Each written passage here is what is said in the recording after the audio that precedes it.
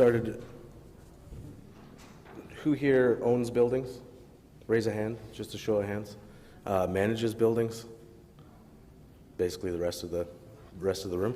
Okay, so there's a lot in the presentation that I hope is refresher, but there are areas where I don't get a lot of phone calls. We don't get a lot of phone calls from the multi-res sector, which would indicate to me that maybe this is all new to everybody.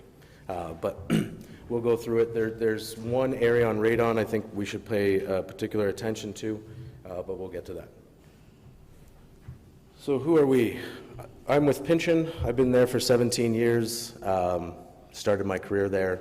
Have seen it grow from about 50, I think I was employee 49, to now over 300 at Pynchon, Pynchon's Manitoba and Ontario, and over 600 nationally with our sister companies.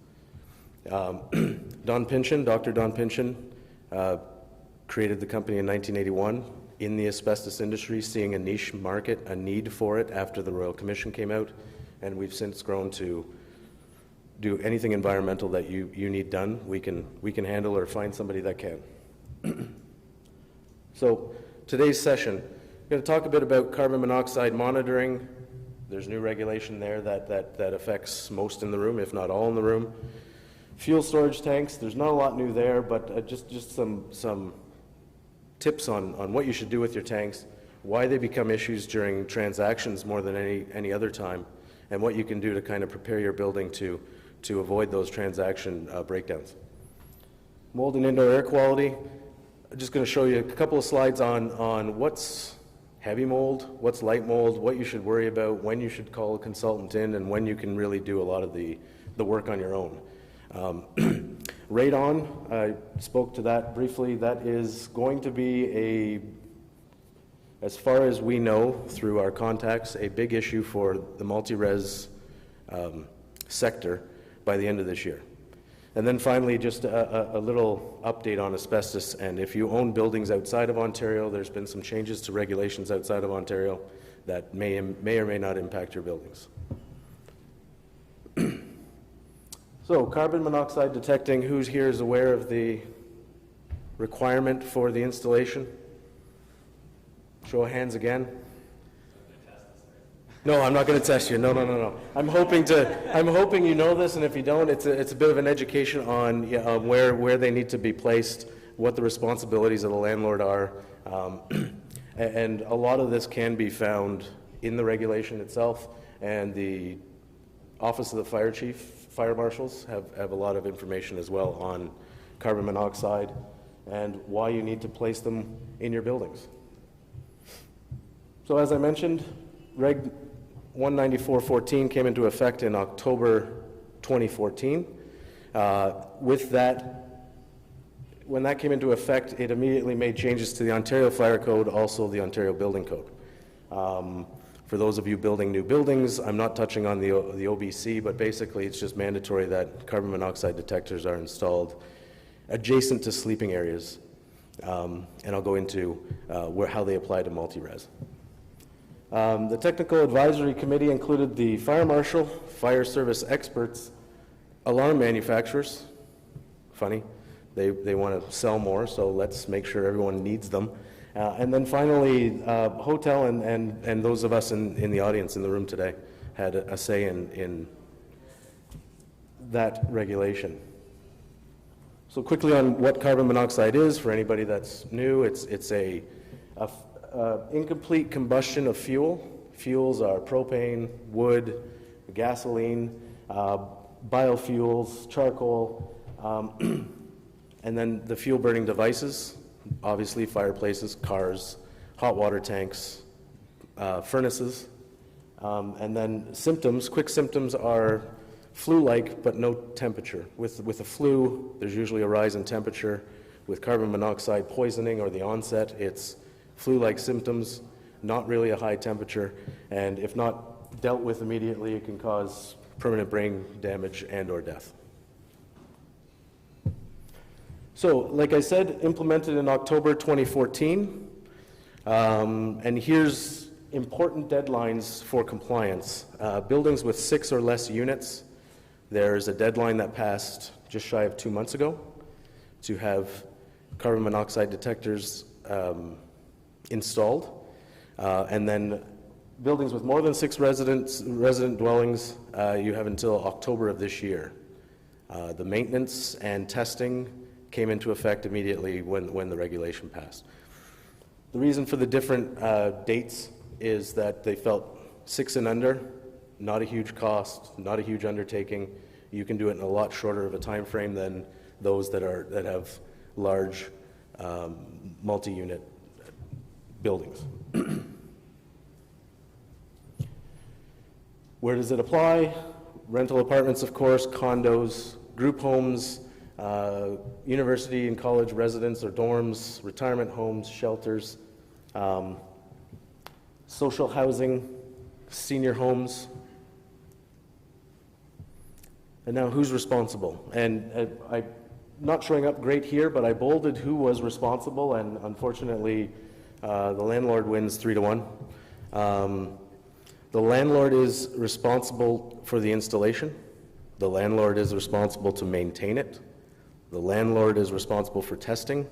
And then the tenant's only responsibility, if they know, is to identify to the landlord that their carbon monoxide detector is working or not working, or sorry, not working properly, or has, you know, they've ripped it off in some wild, crazy party.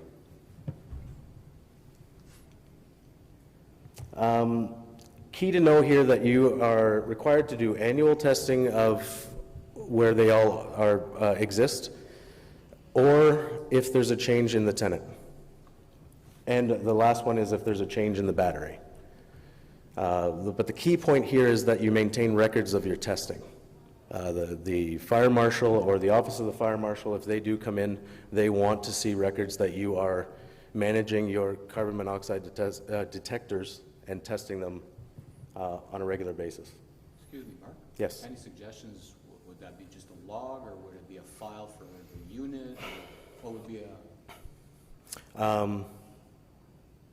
I don't know. The best way to do it would be a log, but I'm guessing there's other things that you in the industry track. We do annual inspections typically during the summer with students. Mm-hmm. We'll do all unit inspections, which includes replacing the battery. It's signed off. If the tenant's there, they sign off. And then it's kept in a record that we've had to use before in the event of a fire. And obviously those records are accessible if a tenant, if there's a change of tenant, you can go back to that source. Well, it's always done by the unit on an annual basis. But Okay. And then when the new tenant comes in, they're signing off, recognizing it's functional and in existence. Is that correct? Yeah, that's, Beautiful. I mean, that's battery replacement or annually. You're hitting those 2 birds with 1 stone. And if a tenant happens to come in, they're signing off, pressing the button, yeah, it works. And Perfect. Carry on. going on. Yes? I guess between the fire department and the city officials, Mm-hmm. they don't really specify exactly what it should be. You have a burning, A combustion source? yes, and they say all around it. Some people will say no, doesn't need to go above or below. Is there any specific rule? What you will find is that with this passing of this regulation, it trumps municipal placement guidelines.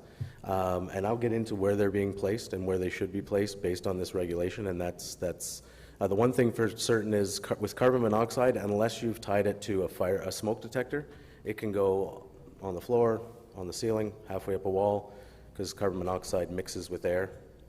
Doesn't, it's not like smoke that rises, it's throughout. And then a small bit on fines. So if the fire marshal or a municipal inspector comes in and you don't have a working detector or don't have a detector, there's going to be fines that range from $260 to $360. That includes that fee for processing and the court fee.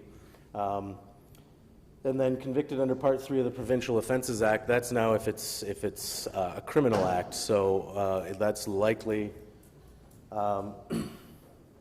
not often happens, but you should be aware that there's some jail time to the individual at the building and then to the corporation that owns the building should a criminal action take place.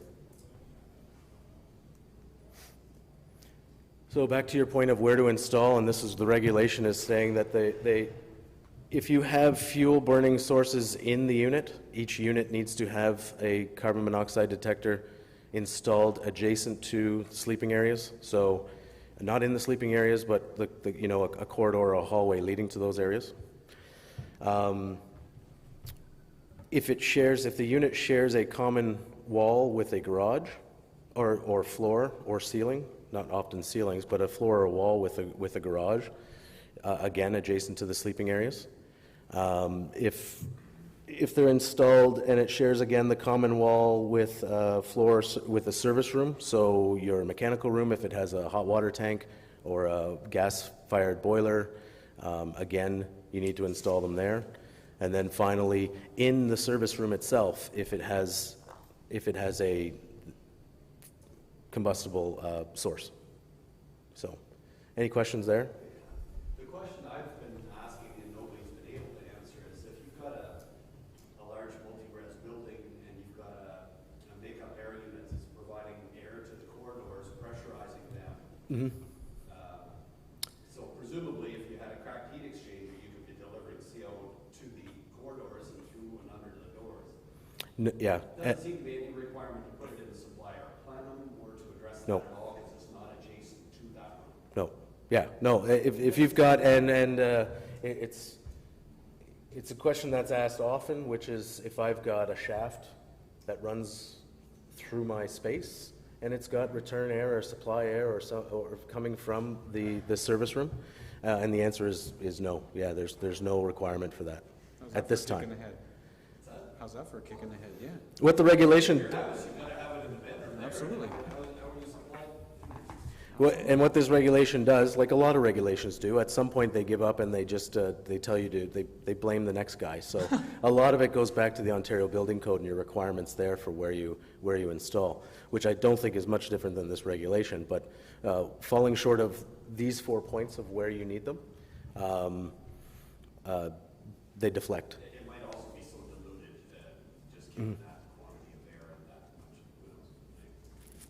Who knows? Similar to radon, again, you're not smelling, tasting, hearing, you're seeing it at this, and in a closed unit where there's more time for that to just accumulate rather than, as you mentioned, flowing. There's a bigger concern where it can accumulate, which is in a closed unit, rather than a corridor where it's somewhat moving air constantly. So. Before we go on to the fuel tanks, any last questions on the carbon monoxide? It's clear on where you placed them. Again, you've got another, 6 months, 5 months to install in your. I had a question. Should they be battery operated or? They can be battery operated. They can be hardwired. If you're hardwiring it, then what you're having to do is check that circuit. Anytime you add a circuit, anytime there's been an outage, hardwire with battery backup is likely best, but they can be as simple as a battery unit that you just place on a table. So they're as long as you're monitoring it and your monitor works, doesn't really matter what type of monitor you're. So the CO manufacturers may have a different story, but as long as it's monitoring it, then. So fuel storage tanks, and I talk about this as John, in preparing for this presentation, John had mentioned that there was some concerns, and maybe I'll ask the audience if fuel tanks are a concern on a large scale. I believe what happens here is they're fine in place unless they've been not used for 2 years. There's some in place and we don't even know they exist on your properties because any signs of fuel tank underground have gone. There seems to be an issue when there's property transactions, selling a building, buying a building. Banks want this, and there's a fear. A lot of these buildings, especially in the GTA, built in the 40s, 50s, 60s, when the gas companies finally came around and said, we can supply you gas, a lot of the tanks were just abandoned with material still in them. And this is the biggest concern. So as far as regulations, again, the regulations come into the installation and then disrepair. There's some regulations on maintaining, but it's not clear. It's hard to maintain underground storage tanks. There's now regulations on the type of tank you can put in the ground. Can't put steel tanks in the ground anymore. But really, the TSSA, which governs a lot of the fuel tank industry, relies on its fuel suppliers to kind of be those the raise the red flag. Fuel suppliers. First of all, let me start by saying: does anybody have buildings that they know of that use it? Do you use the fuel? No, we're just in the process of removing this week. Okay. Just a weekend thing?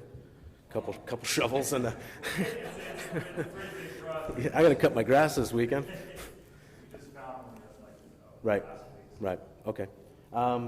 So your fuel provider can deny filling your tanks if they see that there's issues. And then again, if there's tanks like possibly yours, if you're not using them, and by use it means burning some of the fuel. You can't just have it full. And you know, I use it as a coat hanger. You should be removing it. So signs that you may or may not have underground storage tanks.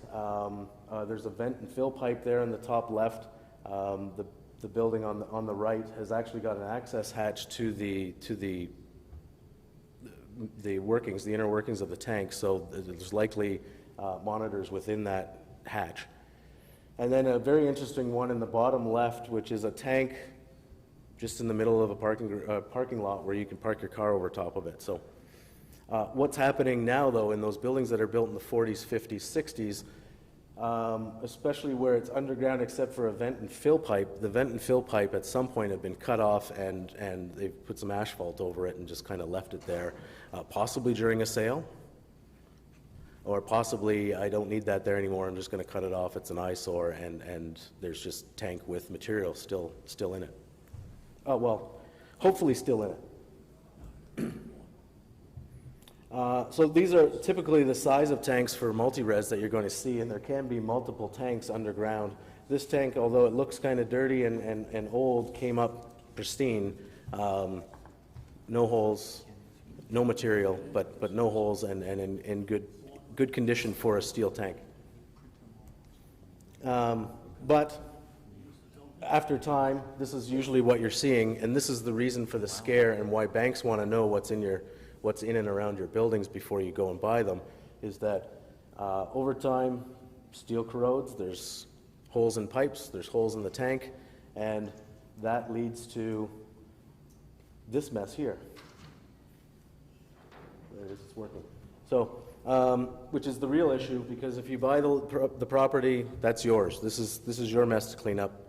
It's your mess to clean up if it goes across the street. It's your mess to clean up if it leaves your site. So these are the type of fears that you should have when you're purchasing buildings, and banks definitely do. Banks want to see at least a phase one, I think, for the most part done. Most lenders, and a lot of those may lead to a phase two if there's any indication that this may be present under the soil, and that's why things break down. And the government is coming down hard on sites that have leaks and whatnot. They're not even giving breathing room, like, oh, you just bought it, we'll give you a break. They're hitting you with regulation after regulation after regulation. Sorry. No, it's fine, and it's true. Any governing body that's got inspectors, you always hear the MOL will come out and say that we're going to hit high-rise cranes this month or this quarter, and there's a blitz on cranes. There's blitz on these sort of things where, do you have your records? Have you kept your records up to date? Do you know where all your fuel has been spent? You know, you've got to keep an eye on levels of oil in tanks. And they will come down and hit you with all kinds of things because that's their job that month. A lot of them don't stick.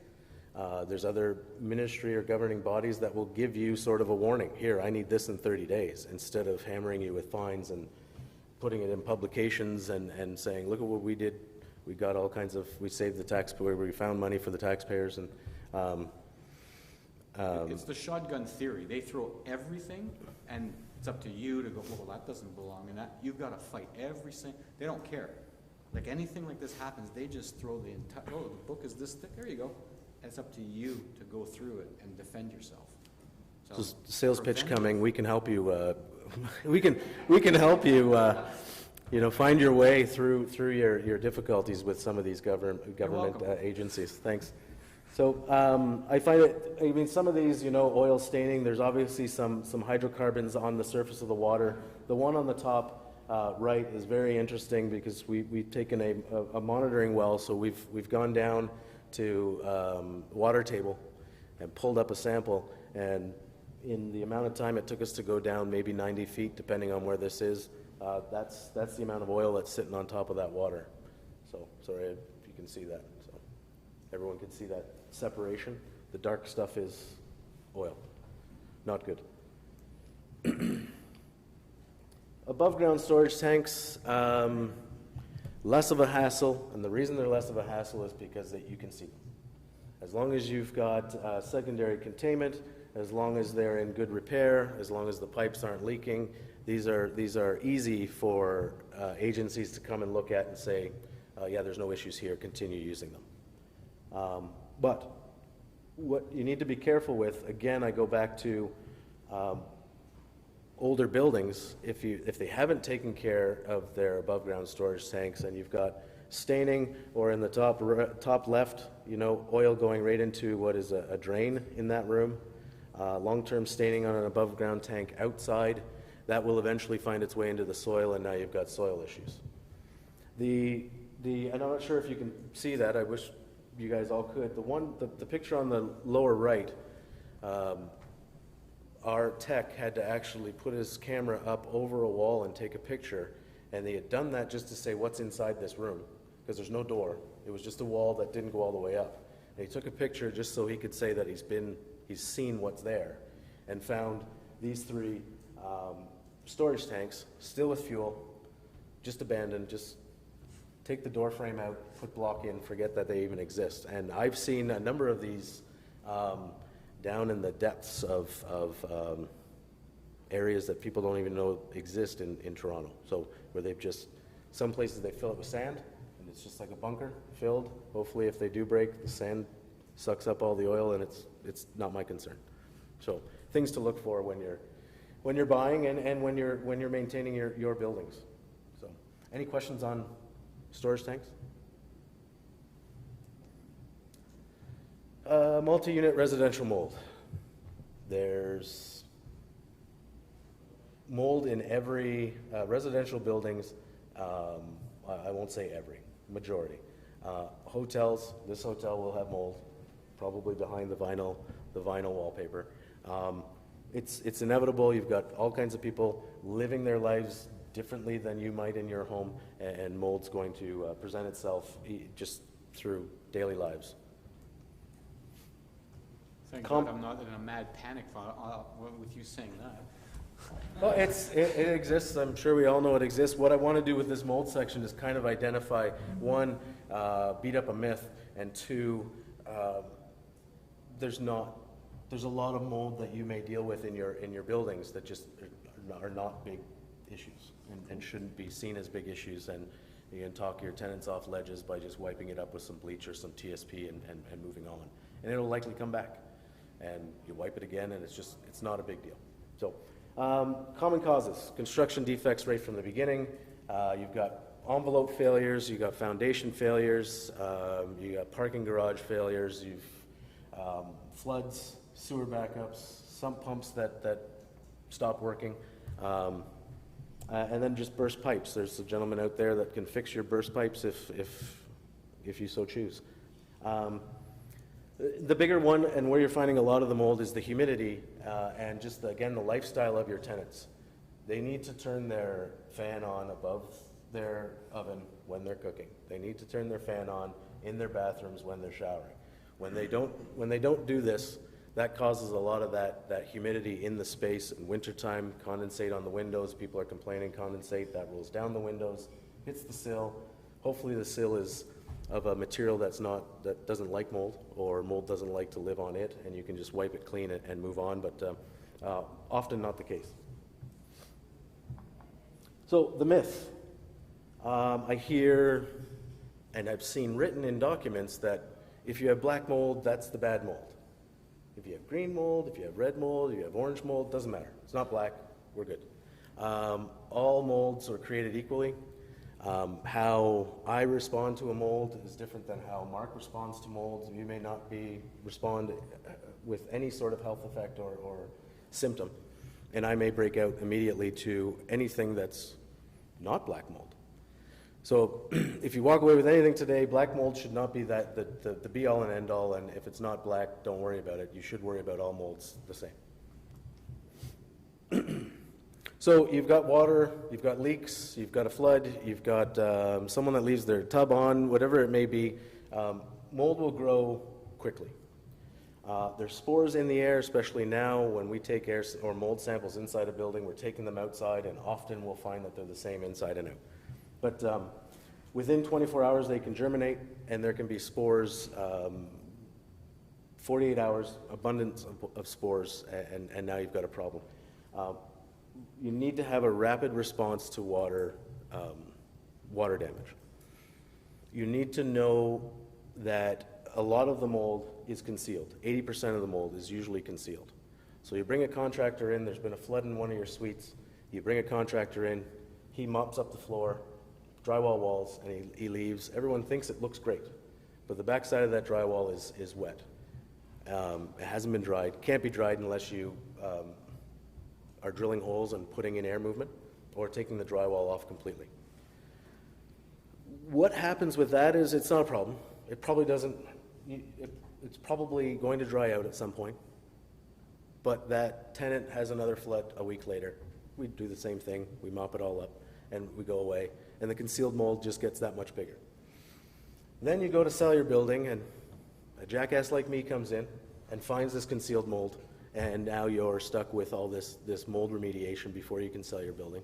So it's best that if you're going to have water infiltration, significant water damage, minor leak, pipe that burst, shut off the water, but and it's not that major of a concern. Doesn't seem like that, but on the concealed side of a ceiling or a wall, you're going to find it, and you should take some, at least have your, if you're not going to call in a consultant, have your remediation specialist cut a couple holes to make sure that it's dry or not affected the backside of the walls or ceilings. Mold loves to grow on anything that's porous. Backing of carpeting, jute backing, loves jute backing. It likes surfaces behind vinyl, and why that is because vinyl doesn't allow the surface to breathe. Therefore, the mold just continues to build because that material can't be dried out. Dirt and carpets, soil, cupboards, so that particle board that a lot of kitchen cabinets are created with, loves that stuff too.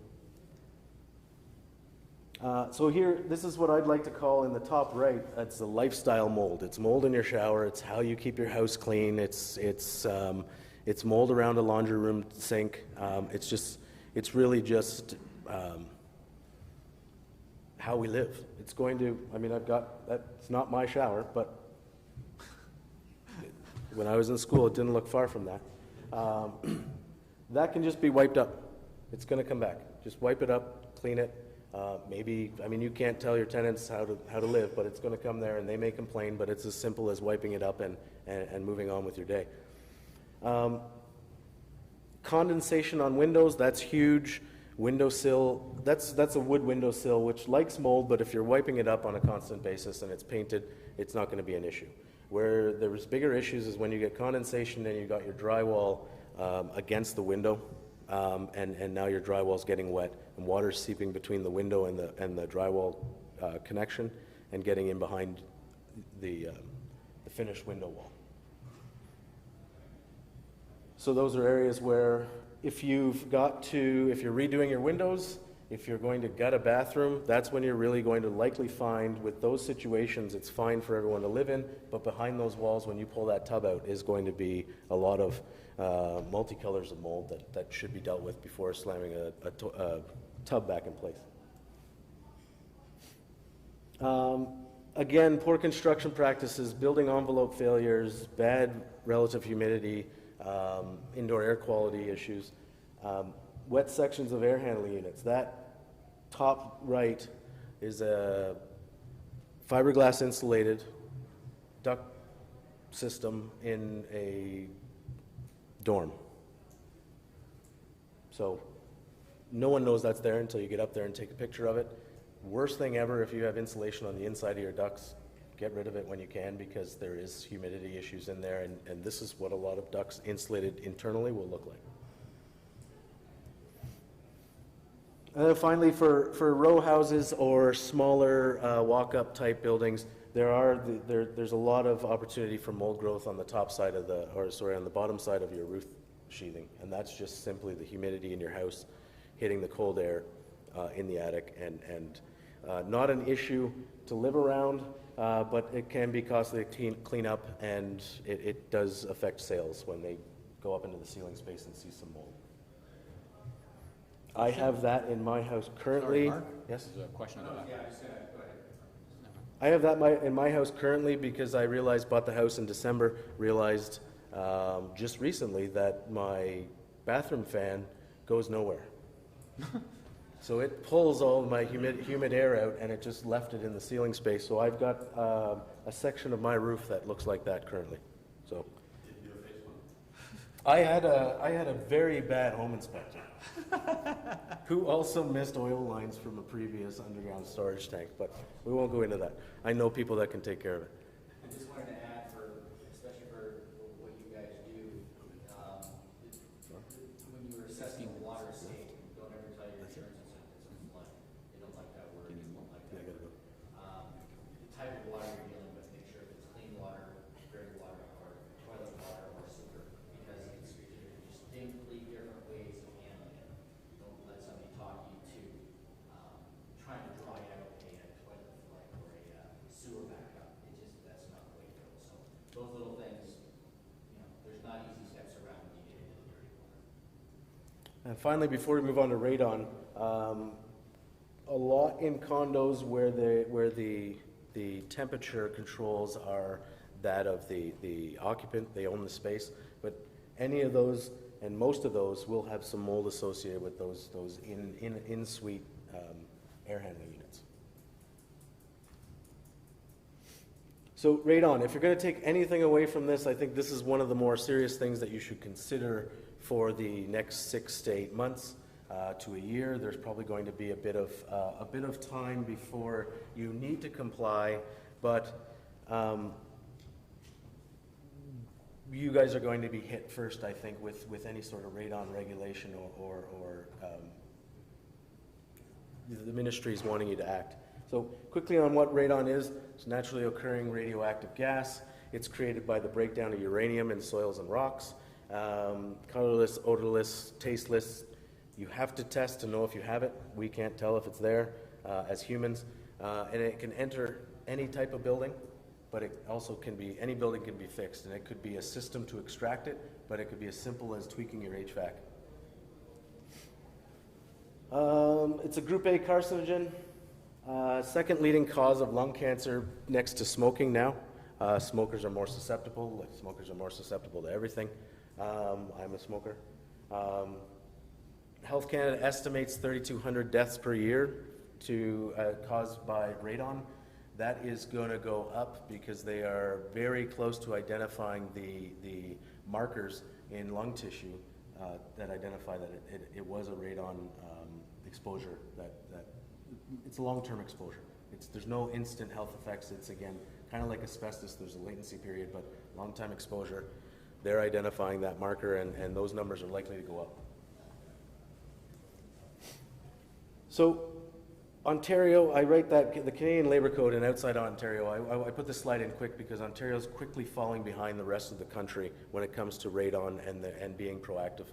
The Canada Labour Code right now is the only enforceable guideline, so federal buildings, federal clients, banks, Transport Canada, all of those fall under this. They're sitting at 800 becquerels. They're going to align with Health Canada of 200 becquerels. The World Health Organization is 100 becquerels.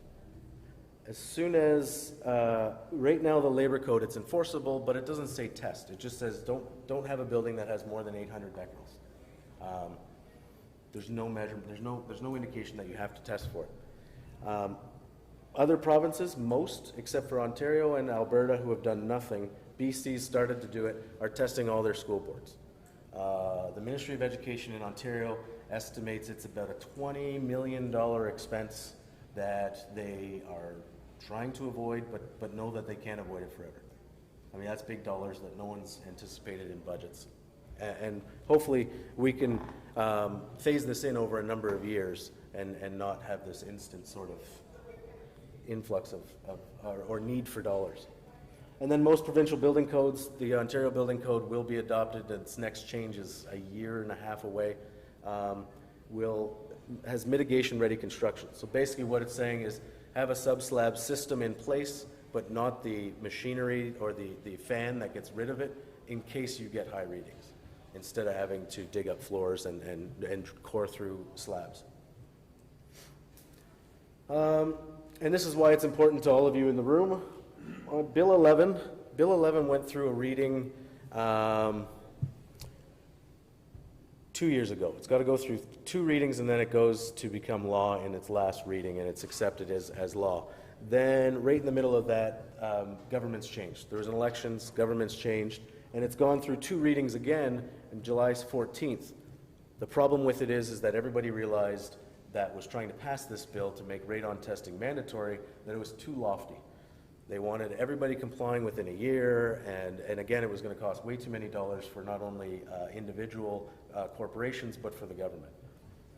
So what they've decided to do, and hopefully in an omnibus bill in September, October of this year, they're going to make it mandatory that you test and mitigate ground contact multi-res dwelling units.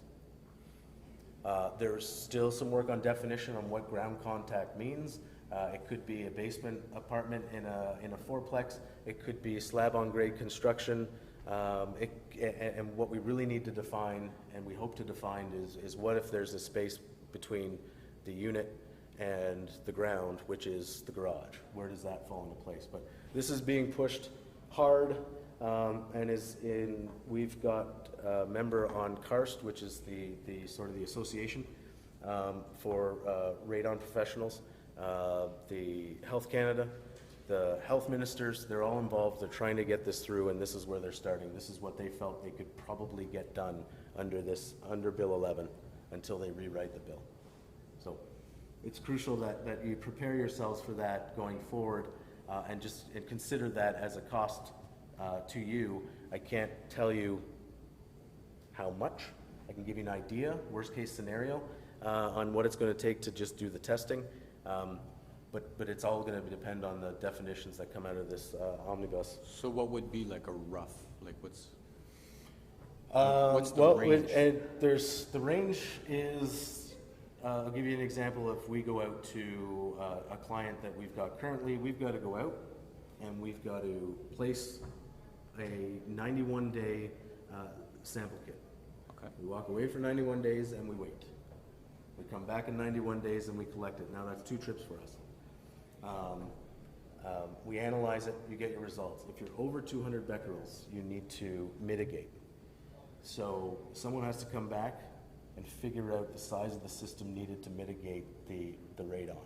And now the size is a big impact. It can go from anywhere from 5,000 to 50,000 for likely an apartment complex that's got a handful of ground contact units, 10, 20 at most. What would a typical ground contact an apartment building have for ground contact units?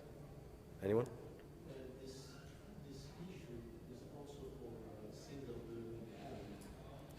Single dwelling homes? Yeah, but again, there's no mandate. There's no mandate to do it. But what this is likely going to do is going to spark the real estate market to have that done during transactions. That's a long latency period. Well, That's to say, the 91, the 91 days? yeah. The U.S. does short-term testing, allows 7-day testing for transactions, which is still a long time for transactions in the housing market. So is it an exhaust system that's the treatment? It can be. We've found that it It can be an exhaust system, so basically core into your concrete floor to pull the air from the underneath the slab up and out of your building. It could be as simple as tweaking the HVAC. We found in some places that we were getting high readings, and it turns out it was at night when the HVAC is off. Good news, you don't have to spend any more money. You just got to tweak the HVAC, leave it on a little longer at night, and there's no concern or exposure to the occupants, because during the day the levels are super low. It's just the nighttime, if someone sleeps there at night, that it's an issue. And again, why it's an issue, we breathe radon every day, same as the CO. It accumulates in closed spaces, basements, units, especially during the winter time when windows are closed. So Got be wary. approximately 10 minutes left. 10 minutes? Yep. Okay. So be wary of that coming down the pipe, and unfortunately it's this industry that looks like it's going to be hit first. The second industry is going to be the federal government buildings. Asbestos in buildings. The snow falling on Dorothy and the lion and the scarecrow is flakes of asbestos. That's what they use that's what they use. It's why I throw it here, just to let people see what we once thought about asbestos. And I thought it had something to do with the mushrooms. No, has nothing to do with that. It's just White Christmas, all the snow in White Christmas, asbestos. They marketed it as a great toy for kids.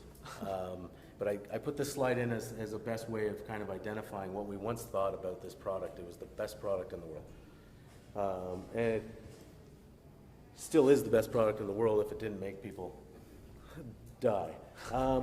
What you should know, if you've got, it's true.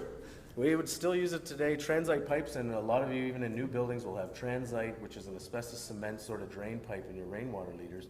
It doesn't sweat, it doesn't freeze, it doesn't break down. It's a great product if handled properly. There's a product in Home Depot right now that is asbestos is inside the pipe itself. Really? Yeah, and it's marked, but it's not friable or anything. So Mm-hmm. Well, non-friable can still be installed in buildings today. That's never been banned, non-friable. So, quick for those of you that may own buildings outside of Ontario, British Columbia lowered their, what they determine an asbestos-containing product from 1% to 0.5%. Nova Scotia just recently did the same. Quebec did a complete makeover of their regulation. Basically, if you've done a survey in your buildings in anywhere earlier than 2013, you're out of compliance in Quebec with the way that they've mandated testing. And the Ontario Ministry of Labour and MOE are more active in enforcement. Where they're not enforcing still is, for large part, is multi-res. They're not, there's no enforcement there. What I can say is it's coming because they've enforced everybody else, and what's left, they need to keep their jobs. They're just going to start picking on you guys at some point. So it will come. How many here that own buildings have management plans in place for asbestos? See, I told you. Sorry, I didn't want to come. He said I'd look like an ass, but you guys have just proven it. Own buildings or Own and manage. Yeah. We have asbestos management plans in place for buildings and managed for sure. Okay. You said own. Okay, owned and or managed. Sorry. Yeah. Is there a new show of hands or just adding one? Okay. So you got about maybe half the room complying. So we're both wrong. Yeah. So we're both wrong. I would, if Dr. Don Pincham was here, he'd be a little less reluctant than I am to say this, but you're probably a market that is the most or the least compliant market of the commercial, residential, industrial market when it comes to asbestos management. Asbestos, naturally occurring fiber. It was flexible, strong, heat resistant, all of that, chemical resistant. That's why we liked it. And there's over 3,000 products made with asbestos that we know of in North America. So asbestos in the environment, this is a quick slide, just kind of identifies that we breathe asbestos every day. Asbestos is a natural occurring mineral. We breathe it, but not in concentrations that cause us long-term exposure problems with mesothelioma or asbestosis. millions of fibers. In the U.S., I think they've got a limit of 2 million fibers in a liter of water. You can't exceed that, but you're drinking that in your water every day.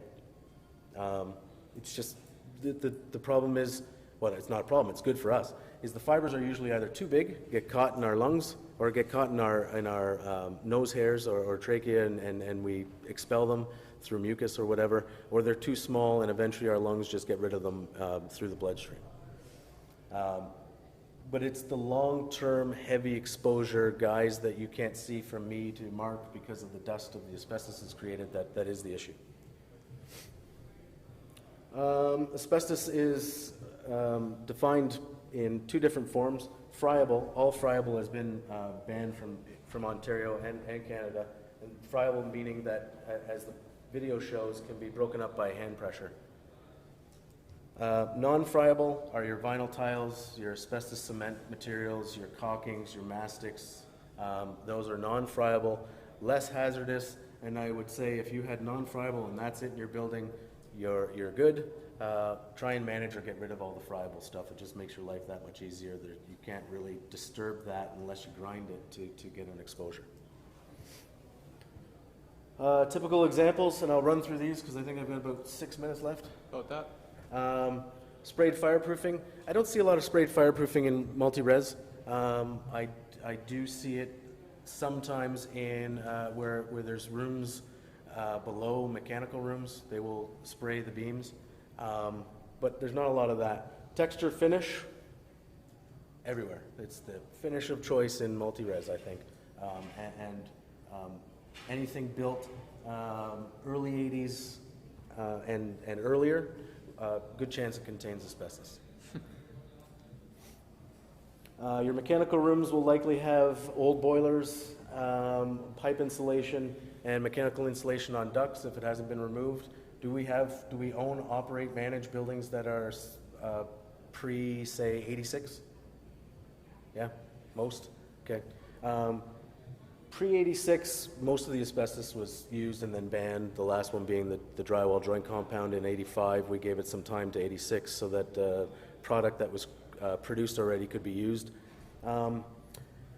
And then Tremco came along and told us, we kept using asbestos in our mastics and our tars until 92. So your roofing and your mastics and your baseboard adhesives all could be asbestos containing in buildings up until 1992 construction. For smaller row housing or walk-ups, vermiculite is an issue. Vermiculite was not a construction product. It was an aftermarket. I'm cold. Go out to the store and buy bags of vermiculite and put it in my attic. And it was also used, the picture on the right, bottom right, is it was used as a sound barrier in a lot of schools where they just fill the block cavity with vermiculite so that the music room wasn't disturbing the rest of the school.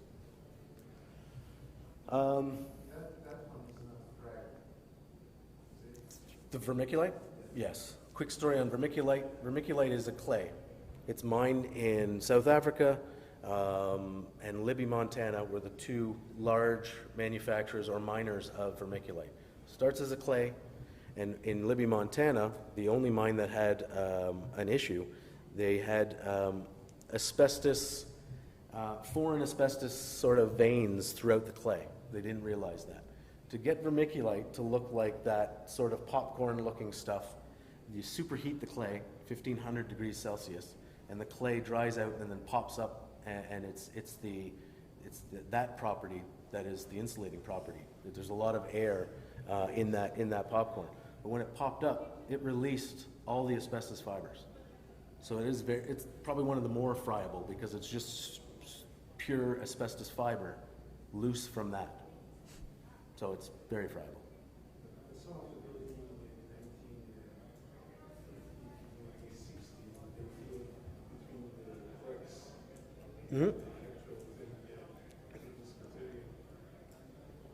People used it. I seem to have everything that I shouldn't have. My cottage, before I owned it, people lined their, they had just strictly 2x4 construction with the lovely wood paneling on it. Looked all great, ski lodge-like, and I pulled the wood paneling off and spilled out on the floor. And it doesn't stop spilling. When it starts spilling, you can't stop it. Some of your non-friables, again, this is probably the most common in your buildings when it comes to the rainwater leaders on the bottom left. Again, it's a great product, and unfortunately, it's still spec'd in construction today, so it's installed. Once that's installed, you need a management plan. So you built it in 2015, you think, oh yeah, no issues with asbestos. Well, you've got asbestos, and now you have to at least have a management plan that says, if someone disturbs this, I have to follow certain procedures. Vinyl floor tiles, vinyl sheet flooring. The issue that I find with a lot of multi-res is the vinyl floor tiles are now 5 floor tiles down.